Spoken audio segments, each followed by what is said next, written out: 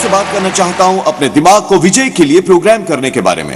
हमारा दिमाग एक कंप्यूटर की तरह है, जो हम उसमें डालेंगे वही हमें बाहर आता मिलेगा। अगर आप ये सोचते घूम रहे हैं मैं कभी कर्ज से निकल नहीं पाऊंगा, मैं कभी ये भार उठा नहीं पाऊंगा, ये इकोनॉमी शायद मेरा बिजनेस डुबो देगी, मुझे नहीं लगता कि मेरी शादी टिकेगी, आपके अपने विचार ही आपके जीवन को सीमा में बांध देंगे। आपको अपनी सोच को रिप्रोग्राम करना होगा। पूरे दिन भर हमें यही सोचते रहना चाहिए, आज का ये दिन बढ़िया रहेगा, परमेश्वर का अनुग्रह मुझ पर है, आशीषें मुझे स्वयं ढूंढ रही हैं, कोई बाधा मेरे लिए ज्यादा बड़ी नहीं, मैं जानता हूं मैं विजेता से बढ़कर हूं। जब आप ऐसा करते हैं तो आप अपने दिमाग को विजय के लिए प्रोग्राम कर रहे होते हैं। यीशु ने कुछ इस तरह समझाया, आप जो विश्वास करते हैं आप वही हो जाएंगे। मतलब कि अगर आप विश्वास करते हैं कि आप हमेशा मोटे ही रहेंगे तो आप हमेशा मोटे रहेंगे। अगर आप ये विश्वास करते हैं कि आप कभी उस लत से नहीं छूटेंगे, फिर आप कभी नहीं छूट पाएंगे। अगर आप सोचें कि आप इतने आकर्षक नहीं, आप इतने टैलेंटेड नहीं, आपके पास ज्यादा कुछ देने को नहीं, फिर आप जीवन गुजारेंगे एक हीन भावना लेकर और परमेश्वर की आशीष की भरपूरी से वंचित रह जाएंगे। आपको इसे मोड़ना होगा और अपने दिमाग को विजय के लिए प्रोग्राम करना होगा। हमें इस तरह के विचार सोचने चाहिए, मैं आशीषित हूं, मैं टैलेंटेड हूं, मैं मजबूत हूं, मैं क्रिएटिव हूं और मैं एक विजेता से बढ़कर हूं। जब आप ऐसा करते हैं तो आप परमेश्वर की अच्छाई अपने भीतर खींचते हैं। मैंने एक अध्ययन के बारे में पढ़ा है जिसे कुछ लोगों पर किया गया जिन्हें आर्थ्रोस्कोपिक नी सर्जरी की जरूरत थी। उनके घुटने घिस गए थे और उन्हें साफ करने की जरूरत थी। इन डॉक्टरों ने परिवार से अनुमति लेकर कुछ मरीजों को एक और किया और बजाय असली सर्जरी करने के उन्होंने बस घुटने की सफाई की। उन्होंने बस 3 छोटे छेद किए घुटने के आसपास, ये दिखाने की उन्होंने कुछ किया है। जब मरीजों को होश आया, बेशक ऑपरेशन के बाद, उन्होंने सोचा कि उनकी रेगुलर सर्जरी हुई है। दिलचस्प बात यह है कि 2 साल बाद मरीज जिनकी फेक सर्जरी हुई थी वो भी उतना ही दर्द से आराम पाए जितना वो मरीज जिनकी एक्चुअल सर्जरी हुई थी। और ये बस उनके दिमाग में ही नहीं था। जब डॉक्टरों ने उनका मुआयना किया कुछ समय के बाद, उन्होंने देखा कि कैसे उनके घुटनों में काफी सुधार आया था। उनका कंक्लूजन ये था, क्योंकि दिमाग को उम्मीद थी कि घुटना बेहतर होगा, वो बेहतर हो गया। असल में इससे चंगाई में मदद मिली। अब मैंने सोचा कि कैसे बहुत से लोगों ने साल दर साल लगाए हैं अपने दिमाग को हार के लिए प्रोग्राम करने के लिए, नाकामी की उम्मीद और मीडियोकर होने की उपेक्षा। उन्होंने 1000 बार कहा है मैं कभी स्वस्थ नहीं होऊंगा। दिमाग उसी पर काम करने लगता है, ध्यान रखता है कि वो कभी ठीक ना हो, उसे और तकलीफ हो और सूजन आए और दर्द हो। कितने लोग असुरक्षित महसूस करते रहते हैं, भड़के हुए, अयोग्य। दिमाग इसी पर कार्य करता है क्योंकि उसे इंस्ट्रक्शंस मिली हैं। मुझे पता है मुझे क्या काम करना है, मुझे ध्यान रखना है कि वो स्लो हो, वो फुअर्ड रहे, उसे कभी अच्छे आइडियाज ना आए, वो गलतियां करे। समस्या क्या है? हमने खुद को प्रोग्राम कर रखा है हार के लिए। हमारा दिमाग बिल्कुल सही काम कर रहा है, वो हमें वो बनने में मदद कर रहा है जो हम विश्वास करते हैं। पर खुशखबरी ये है कि अगर ये गलत दिशा में काम कर सकता है तो ये सही दिशा में भी काम करेगा। जब हम ये सोचते फिरते हैं मैं बिल्कुल योग्य हूं, मैं अभिषेक प्राप्त हूं, मैं पूरी तरह लैस हूं, मैं सशक्त हूं, आपका दिमाग काम करता है ये कहते हुए मुझे ये ध्यान रखना होगा कि वो अपने काम में अव्वल रहे, मुझे ध्यान रखना है कि वो स्मार्ट है, इंटेलिजेंट है, क्रिएटिव है, स्ट्रांग है, आत्मविश्वास से भरा है। आप शायद बीमारी झेल रहे हो, पर बजाय ये कहने के मैं कभी ठीक नहीं होऊंगा, आप कहें मैं पहले से बेहतर हो रहा हूं, चंगाई और स्वास्थ्य मुझ में बह रहा है, परमेश्वर मेरी जवानी कायम कर रहे हैं बांस की तरह। जब आप ऐसा करते हैं तो दिमाग आपके शरीर से कहता है, क्या तुमने सुना जो वो कह रही है? वो कह रही है उसका मन परिपूर्ण है, स्वस्थ है, स्ट्रांग है, चलो व्यस्त हो जाएं, चंगाई भेजें, नए सेल बनाएं, शक्ति को शरीर में छोड़ें, ऊर्जा और ताकत दें। शायद आप बुरी लत से जूझ रहे हो, कभी ये ना कहें मैं कभी इससे छूट नहीं पाऊंगा, मैं इसका लती हो गया हूं।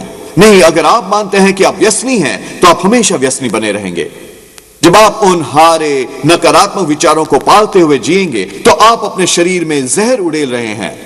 हम अपने कमांड सेंटर से कह रहे हैं हमारा दिमाग ये एक अद्भुत जरिया है जो परमेश्वर ने हमें दिया है छुटकारा पाने के लिए हार से और नाकामी से। इसीलिए शास्त्र वचन में लिखा है हमें अपने मनों का पहरा देना होगा। अगर आप वजन घटाने की कोशिश कर रहे हैं तो कभी यह मत कहिए मैं कभी वजन नहीं घटा पाऊंगी, मैं जरा ज्यादा ही अनुशासनहीन हूं, मेरी पाचन क्रिया पूरी गड़बड़ है, अगर मैं 24 घंटे भी काम करूं तो भी 1 पाउंड भी नहीं घटा पाऊंगी। जब आप ऐसा कहते हैं तो आपका दिमाग आपके सिस्टम से कहता है ध्यान रखना कि उनका 1 पाउंड भी ना घटे, ध्यान रखना कि वो हर कैलोरी बनाए रखें, ध्यान रखना कि उन्हें खाने की खुशबू आए, वो जहां कहीं भी जाएं। अभी उनकी सारी ऊर्जा घटा दो। जब आप सुबह सोकर उठते हैं, चाहे आप कैसा भी महसूस करें, आपको यह कहना चाहिए मैं पतली हो रही हूं, ये वजन मुझ पर से उतर रहा है, मैं ताकतवर, सेहतमंद और एनर्जेटिक हूं, मुझ में अनुशासन और आत्मसंयम है, मैं अच्छी दिखती हूं, अच्छा महसूस करती हूं, अच्छा सोचती हूं, अच्छी खुशबू बखेरती हूं। आप में से कुछ अगर आप ऐसा करते हैं, आपका दिमाग होगा टिल्ट टिल्ट टिल्ट। वो सोचेंगे ये आखिर तुम क्या कह रहे हो, हमने ये पिछले 27 सालों से नहीं सुना। ये आपके पूरे सिस्टम में अलर्ट सिग्नल भेज देगा, ये कहते हुए जरा संभालना दोस्त, हम दिशा बदल रहे हैं। अब और हार के सिग्नल नहीं, अब और बीमारी, ना ही वो क्रेजी हार्मोन्स होंगे। ये एक नया दिन है, भेजो स्वास्थ्य, भेजो चंगाई, भेजो ताकत, शक्ति, विजय। आपको अपने कमांड सेंटर को सही सिग्नल भेजने के लिए तैयार करना होगा। मुझे आपका तो नहीं पता, पर मैं अपने सिस्टम के जरिए हार नहीं भेजने वाला। मैं यही सोचते नहीं फिरने वाला कैसे मैं अपनी सीमाओं तक पहुंच गया हूं, मेरी रुकावटें तो बहुत बड़ी हैं और शायद मैं कभी कर से न छूट सकूं। नहीं, मैंने ये जान लिया है कि मैं वही बनूंगा जिस पर मैं विश्वास करता हूं। मैं उस पर विश्वास नहीं करूंगा जो मैं महसूस करता हूं, मैं उस पर विश्वास नहीं करूंगा जो दूसरे लोग मेरे बारे में कहते हैं, मैं उस पर विश्वास नहीं करूंगा जो मेरे हालात मुझसे कह रहे हैं, मैं उस पर विश्वास करूंगा जो परमेश्वर मुझसे कहते हैं। और वो कहते हैं मैं आशीषित हूं, मैं मजबूत हूं, मैं स्वस्थ हूं, मैं सुयोग्य हूं, मैं इसे अपने कंप्यूटर में प्रोग्राम करने वाला हूं, मैं बस विजय के विचार ही सोचूंगा। आप कहेंगे जोएल, ऐसा लगता नहीं कि मैं आशीषित हूं, लगता नहीं है कि मैं स्वस्थ हूं। यह है हल। आपको पहले विश्वास करना होगा अगर आप कभी देखना चाहते हैं। यही विश्वास कहलाता है। एक बार आप ये देख सकें तो आपको विश्वास की जरूरत नहीं। ये तब होता है जब आप देख नहीं सकते, मेडिकल रिपोर्ट भी अच्छी नहीं लगती और बाधाएं ऐसी लगती हैं कि आप अपने सपने साकार नहीं कर पाएंगे और बैंक अकाउंट कहता है कि आप कर्ज से मुक्त नहीं होंगे। तभी आपको अड़ जाना है और कहना है शायद मैं इसे देख ना पाऊं, पर मैं विश्वास में चलता हूं और देखने पर नहीं। और अगर परमेश्वर ने कहा है कि ये मेरे लिए सही है तो है। यही अब्राहम को करना पड़ा था। 20 साल पहले अपने बच्चे के जन्म से परमेश्वर ने कहा है रोमियो 4:17 में, अब्राहम मैंने तुझे कई देशों का पिता ठहराया है। गौर करें, परमेश्वर ने इसे भूतकाल में कहा है, मैंने ठहराया है, जैसे ये पहले ही हो चुका था। उसका रवैया था, प्रभु अगर आपने कहा है मैं पिता हूं, मैं इस पर सवाल नहीं करूंगा, मैं इसकी चिंता नहीं करूंगा, मैं इसको समझने की कोशिश नहीं करूंगा, मैं बस आपसे सहमत हो जाऊंगा। 20 साल बाद 100 की उम्र में उसे वो बच्चा मिला। मैं यहां चाहता हूं कि आप देखें, सिर्फ इसलिए कि परमेश्वर ने कहा, इसका मतलब यह बिल्कुल नहीं कि यह खुद ब खुद हो जाएगा। अब्राहम को अपना जिम्मा निभाना था और परमेश्वर से सहमत होना था। अब पूरे शास्त्र वचन में परमेश्वर हमारे बारे में कई बढ़िया बातें कही हैं, उनमें से बहुत सी भूतकाल में कही गई हैं। इफिसियों में परमेश्वर कहते हैं, मैंने तुम्हें सभी आत्मिक आशीषों से आशीषित किया है। कुलिसियों में, मैंने तुम्हें योग्य बनाया है। भजन संहिता, मैंने तुम्हें ढाल बनकर ढांका है। सभी बातें भूतकाल की, जैसे ये पहले ही हो चुका है। अब हमें अपना जिम्मा निभाना है अब्राहम की तरह और परमेश्वर की सहमति में आना है। यह हमारे अंदर गहराई से जाना चाहिए। दूसरे शब्दों में, आप शायद आज आशीषित महसूस ना करें। बहुत सी बातें शायद आपके विरुद्ध हों, आपके परिवार से वंचित, रुपए पैसे से वंचित, आपका स्वास्थ्य, आपका दिमाग आसानी से आपको भटका सकता है, ये कहते हुए किसी तरह भी मैं आशीषित नहीं। अब आपको अब्राहम की तरह निर्भय होकर कहना है, प्रभु अगर आप कहते हैं मैं आशीषित हूं तो मैं आशीषित हूं। मेरी चेकबुक शायद ये ना कहे कि मैं आशीषित हूं, अर्थव्यवस्था ये नहीं कहती कि मैं आशीषित हूं, मेडिकल रिपोर्ट नहीं कहती मैं आशीषित हूं, पर प्रभु मुझे पता है अंतिम निर्णय आपका ही होता है। इसलिए यदि आप कहते हैं मैं आशीषित हूं, मेरी रिपोर्ट कहती है मैं आशीषित हूं। जब आप परमेश्वर से इस तरह सहमति में आते हैं तो इससे वो उन प्रतिज्ञाओं को मुक्त करते हैं जिन पर पहले से ही आपका नाम लिखा है। आप इसे अनदेखा आत्मिक क्षेत्र से निकालकर भौतिक दिखने वाले क्षेत्र में ला सकते हैं।